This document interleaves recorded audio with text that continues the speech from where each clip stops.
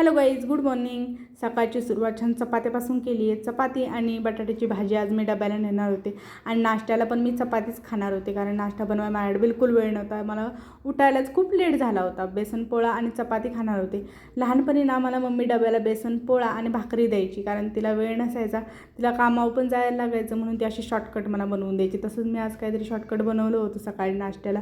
त्यानंतर रात्री ऑफिसवरून घरी रिटर्न आले आणि ट्रान्झॅक्शन करून छान चेंज करून घेतलं आणि नंतर जेवणाची तयारी करायला घेतली. जेवणाला आज म्हटलं दाल खिचडी बनवू. खूप दिवसांनी मी दाल खिचडी बनवणार होते. छान डाळ घेतली 1 वाटी आणि 1.5 वाटी तांदूळ घेतलं, चांगलं धुवून घेतलं. मी मिक्स डाळ घेतली. तुम्हाला जर कोणती एक डाळ घ्यायची असेल तर तुम्ही घेऊ शकता. त्यानंतर बारीक केलेला टोमॅटो घेतला आणि लसूण मिरचीने आलं चांगलं ठेचून घेतलं. त्यानंतर कुकर घेतला. कुकरमध्ये 2 चमच तेल टाकलं. तेलामध्ये बारीक मोहरी टाकली, जिरं टाकलं, चांगलं ते तडतडू दिलं.